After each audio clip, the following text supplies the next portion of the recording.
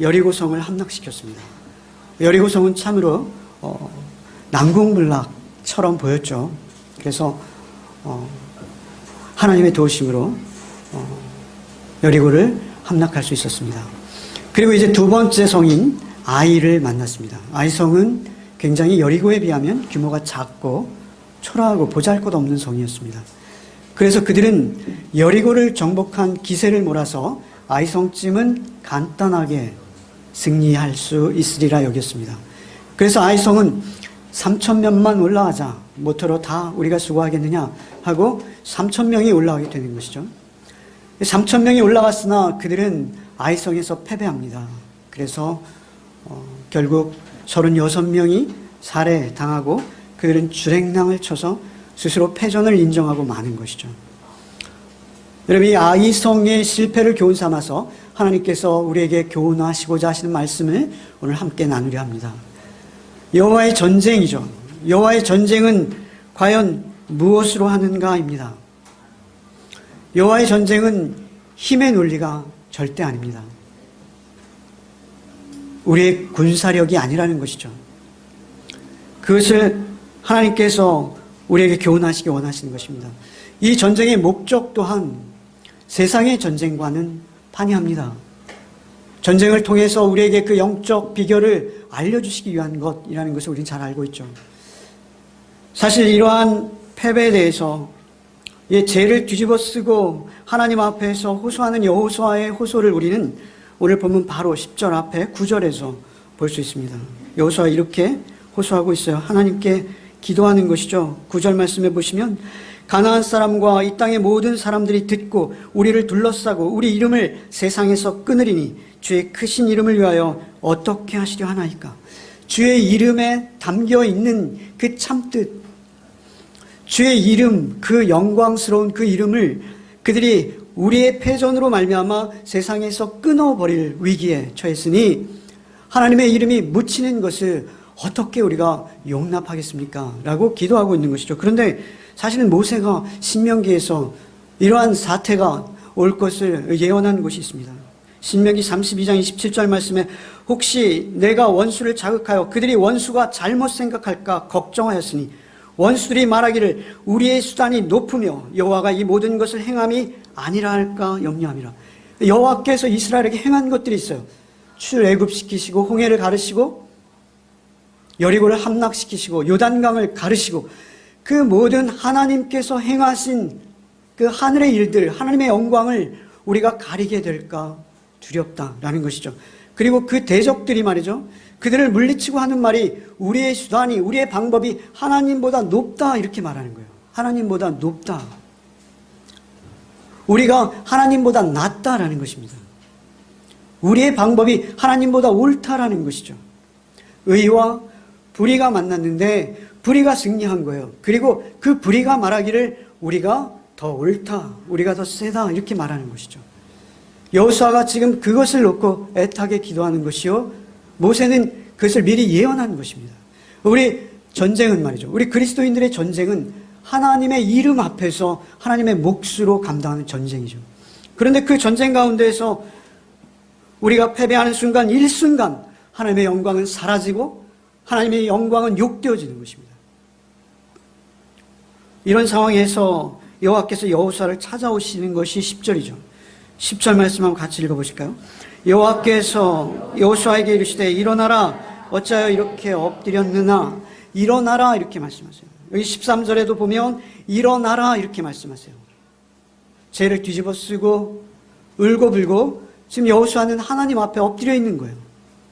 하나님, 우리가 진 것 그것도 억울하지만 분하지만 하나님의 이름이, 하나님의 영광이 훼손되는 것 어찌하시겠습니까? 그런데 그 여호수아를 향해서 하나님께서는 일어나라, 일어나라라는 이 히브리어는 힘을 내라, 담대하라 이런 의미가 있다고 합니다.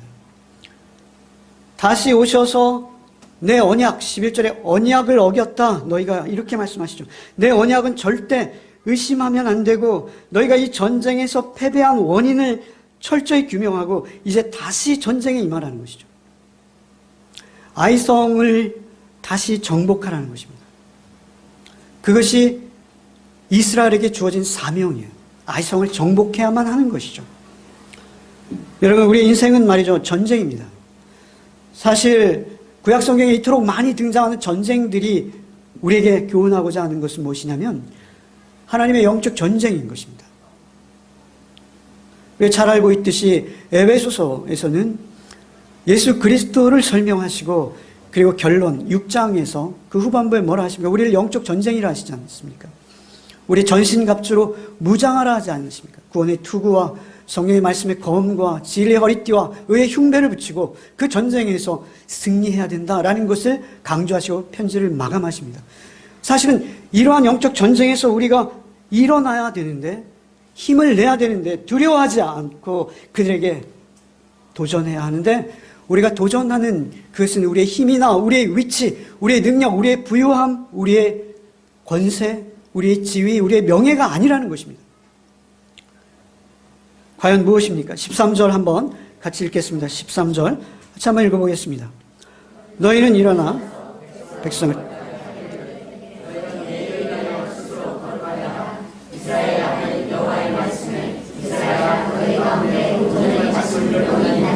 너희가 그 온전히 바친 물건을 너희 가운데서 제하기까지는 내 원수들 앞에 능히 맞서지 못하리라. 원수가 있는데요, 그 원수 앞에 능히 서지도 못할 뿐만 아니라 그들을 이길 수 없다는 것입니다. 그 이유는 무엇입니까? 그들이 거룩을 훼손했기 때문에 그렇습니다. 13절 말씀에 뭐예요? 너희는 거룩하게 하여 스스로 거룩하게 하라, 이렇게 말씀하십니다. 그들의 힘과 우리의 군사력으로 싸우는 것이 아니라 너희의 정체성이라는, 그 거룩이라는 너희의 정체성. 거룩은 무엇이죠? 거룩은 굉장히 광범위한 의미를 포함하고 있지만, 첫째, 단순히 우리가 생각할 때 구별된 것입니다. 구별된 것. 구별된 것.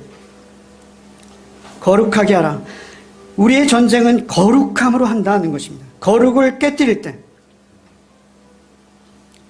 우리는 그 전쟁 대적하지도 못할 뿐만 아니라 아무 의미가 없어지는 것이죠. 그들이 아이성에서 패한 이유는 그들의 군사력의 문제가 아니라 그들에게 죄가 들어온 것입니다. 탐욕입니다. 탐심이 결국 그들에게서 하나님을 떠나게 하였고 결과 그들은 전쟁에서 진 것입니다. 12절 후반절에 보면 내가 다시는 너희와 함께 있지 아니하리라, 이렇게 말씀하세요. 그들의 거룩이 하나님의 함께 하심의 절대 조건입니다. 구별되어집니다. 온전히 바친 물건, 우리가 지금 11절에서 온전히 바친 물건이라는 그 단어를 읽었습니다.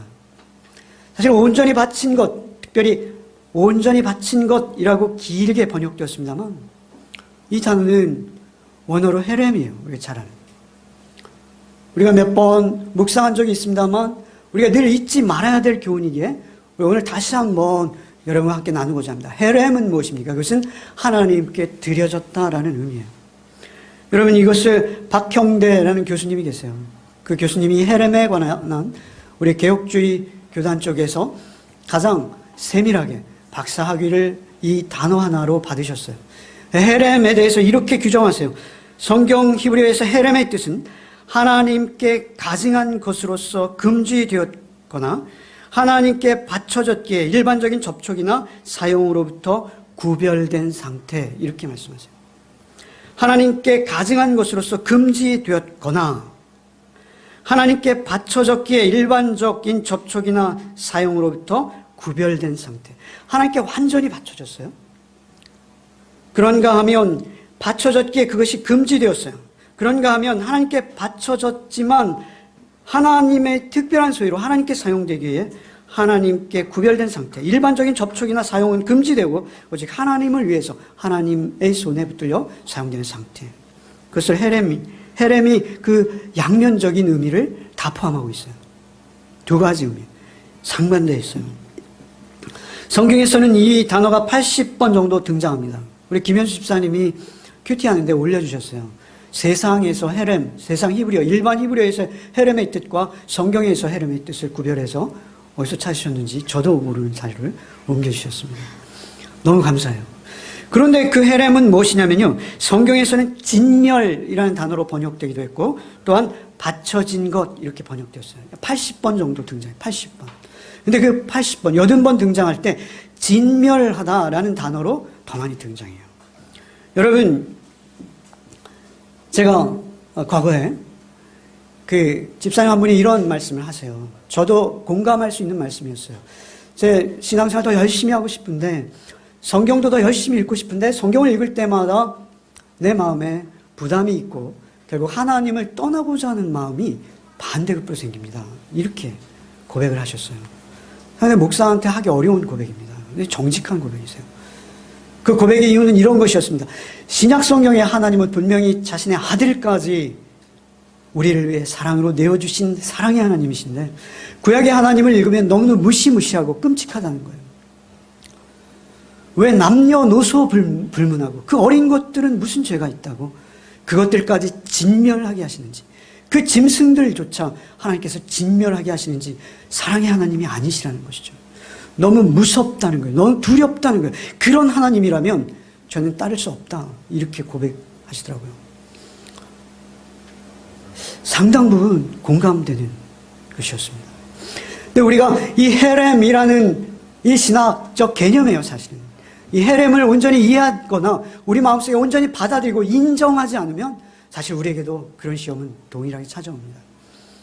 헤렘이라는 이 단어는 말이죠, 이것은 전쟁과 관련해서 진멸이라는 의미로도 분명히 사용되고 있어요. 진멸. 그래서 사실 이러한 우리 권사님 기도하실 때 성경 해석 공동체다 이런 말씀하셨는데, 이 말씀을요, 하나님의 말씀은 사실 해석이 중요합니다. 그 해석이 조금 달라지면 무서운 일들이 정당화될 수 있습니다. 그래서 여러분, 그 진멸이라는 개념을 말이죠, 나치들은 말이죠, 그것을 유대인의 민족 청소가 정당한 것으로 신학적으로 뒷받침하는 신학 이론으로 그 근거들을 가지고 왔어요. 무서운 것이죠, 여러분. 그러나 그렇지 않습니다. 성경은 전쟁과 관련해서 헤렘이 등장하지만 사실 우리는 그렇게 이해해서는 안 되는 거예요, 절대. 이 땅에 있는 모든 창조물, 그죠? 이 땅에 있는 모든 것들은 결국 하나님 홀로 창조주이시오, 소유주이십니다. 다 하나님 것이에요. 하나님께서 당신의 것을 당신이 스스로 취하시고 찾으시면 우리 피조물인 우리가 하나님 앞에서 할 말이 없는 거예요.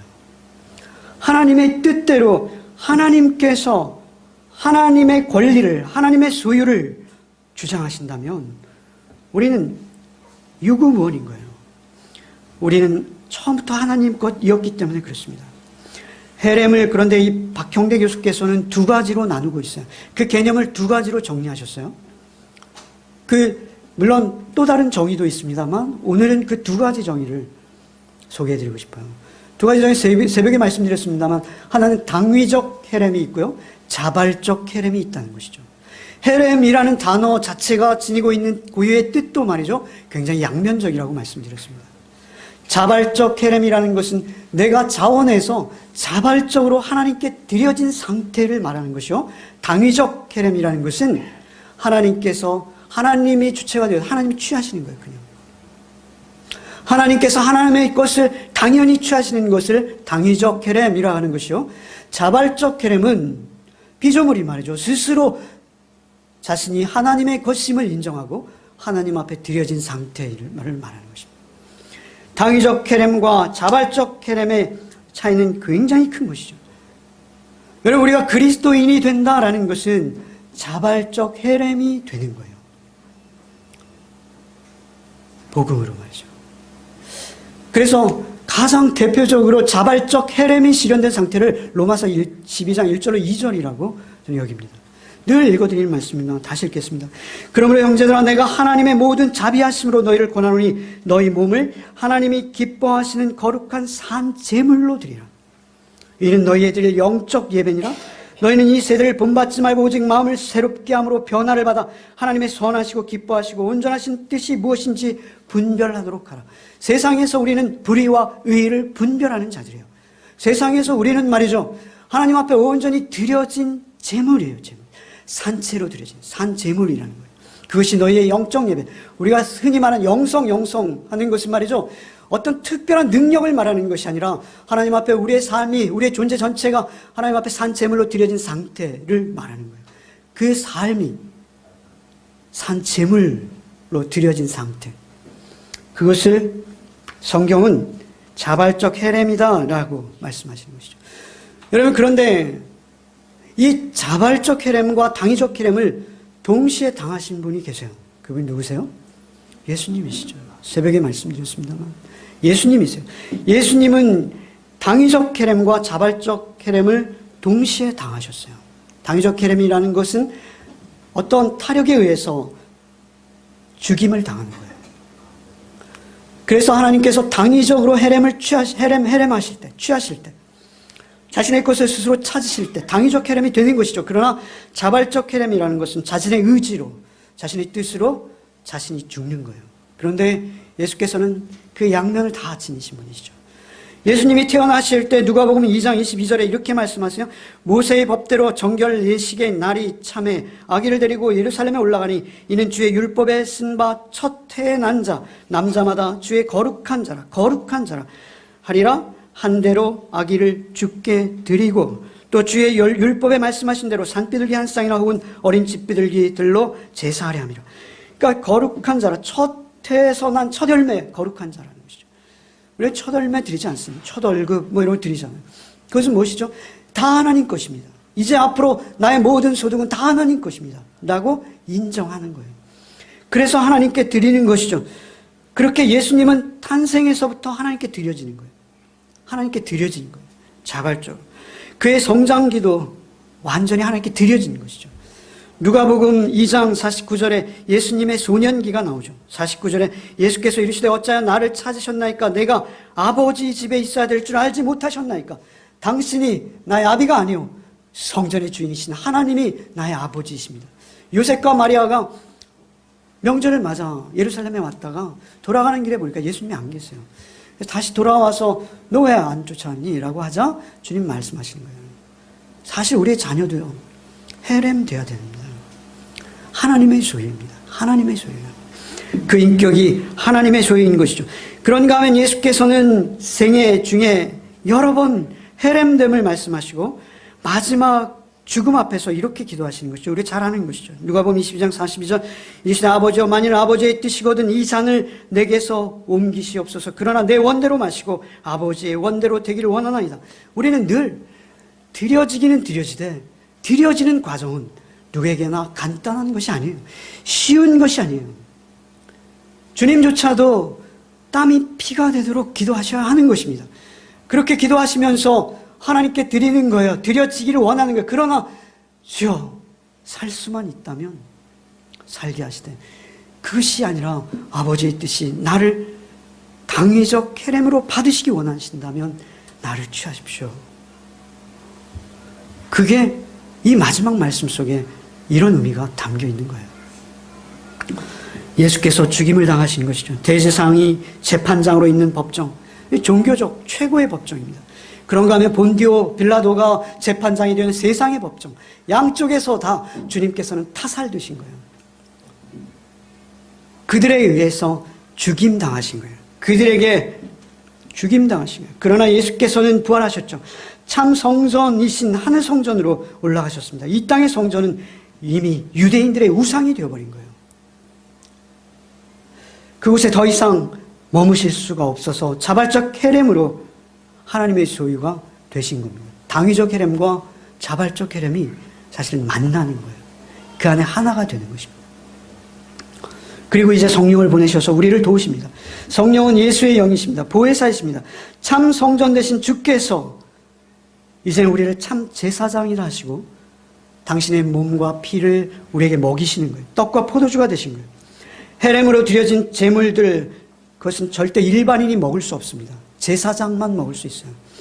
그런데 하나님께서는 우리를 참 제사장이라 부르시고 우리에게 당신의 살과 피를 먹이시며 너희도 제사장적 삶을 살아내라고 하시는 거예요. 우리가 늘 하는 말씀이에요. 헤렘 안에 이 복음이 완전히 오롯이 들어있는 것입니다. 누가복음 9장 22절에 예수께서는 공생애를 사시면서 늘 이렇게 말씀하시죠. 이르시되 인자가 많은 고난을 받고 장로들과 대상들과 서기관들에게 버림받아 죽임을 당하고 제3일에 살아나야 할 것이다 라고 말씀하시는 이 말씀 속에는 당위적 헤렘과 또한 스스로 원해서 드려지는 자발적 헤렘의 의미가 공존하는 것이죠. 여러분, 박형대 교수를 자꾸 거론해서 죄송하지만 그분의 책은 좀 권하고 싶습니다. 이분의 유명한 저서는 하나예요. 헤렘을 찾아서, 니모를 찾아서라는 영화가 있었죠. 그분이 서론에 그렇게 말씀하세요. 니모를 찾아서, 헤렘을 찾아서. 우리가 복음을 찾아가는 거예요. 헤렘의 개념으로 창세기부터 계시록까지 관통하는 논문이세요. 그런데 그분이 말씀하시는 결론은 무엇이냐면요, 예수의 대속적 죽음은 성경 전체를 짜맞추는 하나의 마지막 퍼즐 조각이다, 이렇게 표현하세요. 예수께서 오셔서 그 당위적 헤렘과 자발적 헤렘의 개념을 우리에게 완전히 이해시켜 주신 것이 바로 십자가의 죽으심과 부활이다. 헤렘의 관점에서 예수의 죽으심은 필연적입니다. 반드시 그렇게 헤렘 되셔야만 했던 것은 그 자발적 헤렘이 있어야 우리도 그 뒤를 따를 수 있기 때문에 그렇습니다. 여러분, 사도행전 13장 39절에 이런 말씀이 있어요. 또 모세의 율법으로 너희가 의롭다 하심을 얻지 못하던 모든 일에도 이 사람을 힘입어 믿는 자마다 의롭다 하심을 얻는 이것이라. 모세의 율법으로 의롭다 하심을 얻을 수 없는 자들이라는 거예요. 모두가 다. 모두가 다. 우리가 율법을 지켜서 구원받을 수 없다는 거 잘 알지 않습니까? 모든 사람이 죄를 범하였음에 하나님의 영광에 이르는 자 하나도 없다는 것이 성경의 불변 진리입니다. 그렇게 우리는 당연히 당위적 헤렘에 마땅한 자들입니다. 여러분, 그래서 에베소 2장 1절 말씀에 바울 사도께서 우리를 어떻게 지칭하십니까? 허물과 죄로 죽었던 너희라고 말씀하십니다. 우리는 죽은 자들이에요. 당위적 헤렘에 꼼짝 못하고 벗어날 수 없는 자들이에요.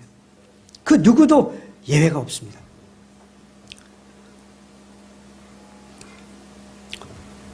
에베소 2장 3절에 이렇게 말씀하세요. 육체의 욕심을 따라 지내며 육체와 마음에 원하는 것을 하여 본질상 진노의 자녀이었더니, 이렇게 말씀하세요. 본질상, 우리의 본질이 그렇다는 거예요.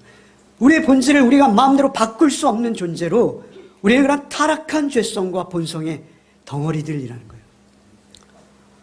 그런데 거기 그 당위적 헤렘의 자리에서 우리를 자발적 헤렘의 자리로 옮겨주신 분, 그분이 예수 그리스도이신 거예요.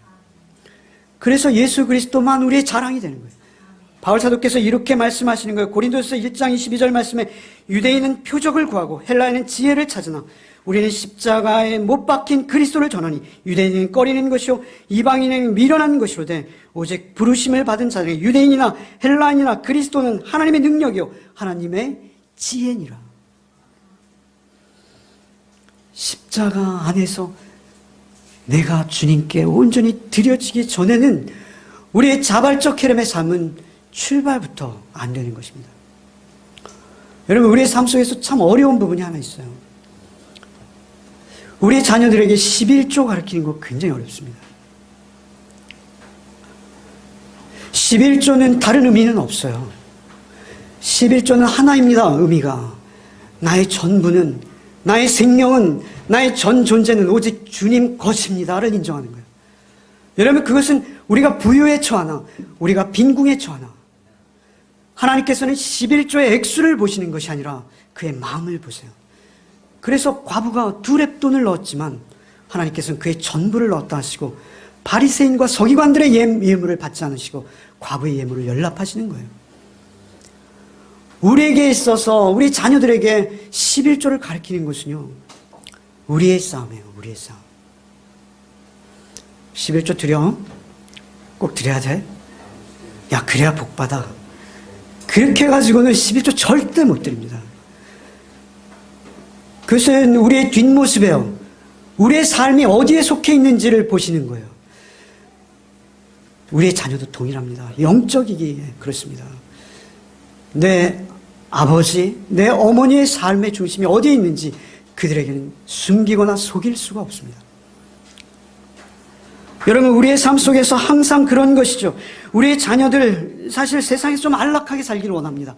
남들보다 좀 부유하게, 좀 여유롭게 살아줬으면. 부모들의 공통된 마음이죠. 누구나 동일합니다. 그러나 그들이 일평생을 살아갈 때 재물이라는 것이 있을 때도 있고 없을 때도 있는 거예요. 그들의 지위가 높아질 때도 있고 낮아질 때도 있는 거예요. 우리 부모들이 그들의 삶을 완전히 책임진다? 그건 불가능한 것입니다. 뿐만 아니라 그들의 생명, 그들의 전 존재가 누구의 소유이고 누구에게 속했는지를 분명히 물려줘야 하는 거예요.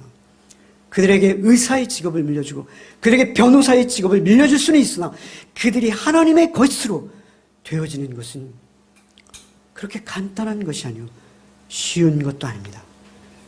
하나님께서 우리와 함께 하셔야 합니다. 우리의 삶이 전적으로 하나님께 드려질 때에만 그 유산도 상속되어질 수 있는 거예요. 세상에 속해서 살다 보면요, 정말 불의한 사람들이 많습니다. 불의한 사람들을 보면 화가 납니다. 어떻게 저렇게 불의할까? 그런데 말이죠, 사실 우리는 그들의 불의를 보면서 화를 내기 전에 사실 나를 봐야 합니다. 나를. 여러분, 그들의 불의가 내 안에는 없는가를 봐야 합니다. 여러분, 그들의 불의가 중요한 것이 아니라 내가 중요한 것입니다. 내가. 하나님 앞에서 내 존재가 중요한 것입니다. 하나님께서 우리를 당위적으로 취하실지 우리의 자발적인 모습으로 우리를 연락하실지 그것이 우리에게 중요한 것이죠. 우리에겐 다른 게 중요한 것이죠. 21절 한번 우리 읽어볼까요? 오늘 본문이 있는 21절 한번 읽어보겠습니다. 21절. 내가 노력한 물건 중에 시날산의 아름다운 외투 한 벌과 은 200세겔과 그 무게가 50세겔 되는 금덩이 하나를 보고 탐내어 가졌나이다. 보소서, 이제 그 물건들은 내 장막 가운데 땅 속에 감췄는데 은은 그 밑에 있나이다. 여러분, 아간이 죄를 범하고 하나님께 당위적 헤렘이 되어진 이유는 그렇게 어려운 게 아니에요. 특별한 게 아니에요. 그의 출발은 그의 눈에 들어온 외투 한 벌입니다. 외투 한 벌. 시날산 외투 한 벌이에요. 여러분, 시날산이라는 것은 창세기 11장에 보면요, 바벨탑이 세워진 땅이에요. 시날 땅에 바벨탑이 세워지죠. 그것은 세상의 표상입니다. 세상의 화려함입니다. 여러분, 그 외투가 너무나 아름다웠던 거예요. 그 외투를 보자마자 탐이 난 거예요. 그 외투를 하나 취했는데 그 다음엔 은을 취하고 그 다음에 금을 취하는 거예요. 결국 탐심이 그를 사로잡은 것이죠. 여러분, 우리가 우리의 삶을 살아낼 때 우리가 넘어지는 것은 어떤 크고 대단한 것이 아닙니다. 우리가 보고 탐내는 것입니다. 그 탐내는 것에 우리의 마음을 빼앗기는 순간 우리의 정기도, 우리의 의로움도, 우리의 모든 하나님으로부터 밖에는 받을 수 없는 그 하늘의 풍성한 자원을 우리는 다 잃게 되는 것입니다. 하나님의 은혜도 쏟아버리는 것입니다. 오직 내 소유와 내 자녀와 내 차와 내 집과 내 외투와 나의 자녀들의 신분과 그들의 위상과 그들의 직업과 그것이 하나님 위에 있는 거예요. 그것에 자유로울 자가 아무도 없다는 것이죠. 우리의 자녀들에게 무엇을 물려줄 것인가? 오직 하나님 앞에서 자발적 헤렘이 되도록 우리는 그들 앞에서 정직한 삶을 살아야 돼요. 그러지 않으면 우리의 자녀들은 다 사단에게 빼앗기는 것입니다. 하나님이 우리와 함께 하시지 않는데 우리의 자녀들이 어떻게 하나님의 영광을 알 수 있겠습니까? 우리를 망치는 것은 세상의 어떤 많은 이유들이 아니에요. 이론들이 아니에요. 아주 사소한 욕심이 우리의 굳센 마음도 명철한 지혜도 다 그려놓고 어느샌가 탐심을 쫓아 우상을 쫓아 살아가게 된다는 것이죠. 여러분, 명절에 모이셨을 때 이번 명절에 가장 많이 명절 밥상에 오른 화제는 아무래도 그거죠. 아시죠? 그죠? 검찰총장이 오르냐? 예. 법무부 장관이 오르냐. 거의 50대 50인 것 같아요. 정말 높은 분들, 많이 가진 분들, 예, 높은 지위에 오른 분들, 그분들 문제가 아닙니다. 여러분, 그분들을 우리가 욕하고 우리가 그들을 정죄하는 것은 참으로 간단하고 쉽죠. 여러분, 그러나 우리가 하나님 앞에서 너희는 이 세대를 쫓지 말고 하나님의 선하시고 기쁘시고 온전하신 뜻으로 세상을 분별하라 하셨어요. 하나님 앞에 온전히 제물된 삶을 살 때 우리는 어느 쪽이 불의하고 어느 쪽이 의로운지 우리는 분별할 수 있어야 돼요. 당연히, 그러나 그 완전한 분별은 하나님 홀로 하시는 거예요.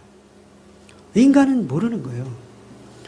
그러나 우리가 받은 은혜대로 분별할 수는 있는 거예요. 그 분별 앞에서 우리는 냉정할 필요가 있습니다. 내 자신의 탐심에 붙들리면 우린 절대 분별할 수 없습니다. 내 탐심의 노예가 되면 우리의 맑은 마음도 받은 은혜도 다 쏟아지는 겁니다. 오직 그들의 진심과 그들의 진정성을 어떻게 인정하고 판단해서 어느 쪽에 무게를 줄 것인지는 우리의 존재가 결정하는 것입니다. 내 안에도 내부에 적이 있다는 것이죠. 하나님의 전쟁은 여러분의 힘과 여러분의 지위와 여러분의 소유로 하는 것이 아니라 세상의 법정에서는 여러분이 유능한 변호사를 고용하는 것이 승리하는 길일 것이죠. 언론을 먼저 포섭하는 쪽이 이기는 것이죠. 그러나 하나님의 법정은 그런 것들이 무용지물입니다. 하나님의 법정은 우리가 벌거벗은 채로 우리의 내부에 있는 우리의 탐심이 거기서 다 드러날 것이죠. 그때 우리는 어떻게 해야 합니까? 그때 우리는 어떻게 하나님께 자발적 헤렘이 될 수 있습니까? 여러분, 성경에 아골골짜기라는 단어는 여호수아에서 나오고요. 그리고 여호수아 아닌 곳이 두 곳 있습니다. 단 두 곳. 그런데 그 아골골짜기를 기록한 성경은 말이죠. 그 아골골짜기를 예수님의 예표로 기록합니다. 여러분, 제가 이사야서 65장 10절 말씀을 읽어드리겠습니다. 이사야서 65장 10절 말씀. 사로는 양떼의 우리가 되겠고 아골골짜기는 솥대가 눕는 곳이 되어 나를 찾은 내 백성의 소유가 되려니와. 여러분, 아골골짜기가 말이죠, 솥대가 눕는 곳이 되겠대요. 여러분, 아골골짜기는 돌무더기입니다. 여러분, 돌계곡이고 그 아간의 식구들이 묻혀있는 곳이에요. 여러분, 그가 외투를 보고 말이죠, 욕심을 냈어요. 그랬더니 그 다음에 은이 보였고요, 그 다음에 금이 보였어요. 그것을 가지고 집으로 달려왔어요. 그리고 집 장막을 깊이 파고 그것을 숨겼어요. 그의 아내가 보았고요, 그의 자녀들이 보았습니다. 이건 무슨 의미일까요? 우리의 삶의 뒷모습이에요. 우리의 삶의 진정한 우상이에요. 그것을 파고 숨긴 거예요. 거기는 돌무더기로 묻힐 수밖에 없는 곳입니다. 그런데 그곳이 말이죠, 뭐라 했습니까? 솥대가 눕는 곳이 되겠대요. 푸른 초장이 된다는 거예요. 푸른 풀밭이 된다는 거예요. 그 돌짝밭이 말이죠, 그 돌무덤이 푸른 초장이 된다는 거예요. 오실 메시아를 예언하는 것입니다. 여러분, 호세아서 2장 15절 말씀, 거기서 비로소 그의 포도원을 그에게 주고 아골골짜기로 소망의 문을 삼아주리니 그가 거기서 응대하기를 어렸을 때 애굽 땅에서 올라오는 날과 같이 하리라. 아골골짜기로 소망의 문을 삼아주시겠다.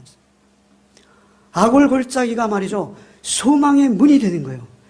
아골골짜기에 피투성이가 되어서 묻혔어요. 죽임당한 거예요. 여러분, 돌을 던져서 사람을 죽이는 게 얼마나 끔찍한 건지 여러분 모르실 거예요. 뼈가 꺾어지고요, 잘 안 죽습니다, 사람이. 그렇게 돌무더기에 묻혀버렸는데 그 마른 뼈가 되어버린 그들이 말이죠, 소망의 문으로 들어간다는 거예요. 누구로 인해서요? 예수 그리스도로 인해서. 예수께서 우리가 당할 그 당위적 헤렘을 당신이 홀로 당하신 거예요. 그리고 우리를 자발적 헤렘이 되도록 우리를 인도하신 거예요. 그래서 갈라디아서 2장 20절이 등장하는 거예요. 여러분, 우리가 세상에서 우리의 싸움을 하는 것입니다. 여러분이 법무부 장관이나 검찰총장이 되지 못해요. 하지만 하나님께서는 여러분들을 그들보다 높이 보실 수 있습니다. 중요한 것은 여러분의 전쟁을 계속하는 거예요. 여러분 안에 있는 유혹과 여러분이 또 한 주간 시작되어질 그 삶 속에서 여러분의 하나님의 공의로우심과 하나님의 사랑하심으로 여러분의 삶의 몫을 감당해야 돼요. 그러나 그것은 내 안에 내가 죽어야 되는 거예요. 나의 옛 당위적 헤렘이 돌무더기에 쌓여야 되는 거예요. 그리고 오직 소망의 문 삼으신 예수 그리스도께서 내 안에 사셔야 되는 거예요. 그래서 예수께서 드려주신 것처럼 드려지겠다는 결단으로 여러분 늘 말하고 행동하고 판단하고 선택하셔야 돼요. 그럴 때 여러분의 삶의 자리는 소망의 문이 되는 것입니다. 여러분 그 소망의 문을 하나님께서는 결코 닫지 않으세요. 여러분이 두드리기만 하면 언제든지 열어주시고 성령의 능력으로 여러분을 이 땅에 어느 누구보다 거룩하고 구별되어진 투명하고 맑고 깨끗한 삶으로 여러분을 인도해 주실 것이다 라고 약속하셨어요. 여러분의 삶이 하나님 앞에서 그렇게 드려지기를 원합니다. 그 드려진 삶 자체를 주께서는 열매라 하시는 거예요. 그 열매를 아버지의 곳간에 가득 쌓기를 원하시는 거예요. 우리 열매 맺는 교회가 하나님 앞에서 그렇게 자발적 헤렘으로 드려진 자의 삶을 살아내는 그 아름다운 열매들 말이죠. 그 자발적 헤렘으로 드려진 삶을 사는 그 삶 가운데 우리 권사님 기도하셨듯이 사랑과 희락과 화평과 자비와 양성과 충성과 온유와 절제와 하나님의 공의로우심과 사랑하심이 그 삶의 향기로 배어나는 거예요. 여러분 그 삶을 살아내시되 주님만 의지하시기 바랍니다. 우리의 자발적 헤렘이 먼저 되어주신 주님께서만 그 삶을 이루어내실 수 있기 때문에 그렇습니다. 주님 여러분 안에 찾아오시고 그 주님의 말씀을 따라서 한 주간도 영적 전쟁에서 승리하는 저와 여러분 되시기를 바랍니다. 주님 우리는 약합니다. 주님 우리는 늘 넘어집니다. 주 우리를 불쌍히 여기시고 주님 찾아오사 주의 피 묻은 그 자비의 손으로 우리의 당위적 헤렘을 당하시기 위해 피 묻은 그 복음의 손으로 우리를 붙들어 주옵시고 오직 그 능력으로 인해서 우리가 자발적 헤렘의 삶을 한 주간 동안도 살아낼 수 있도록 우리와 동행하여 주옵소서. 예수 그리스도의 이름 받들어 기도하옵나이다. 아멘.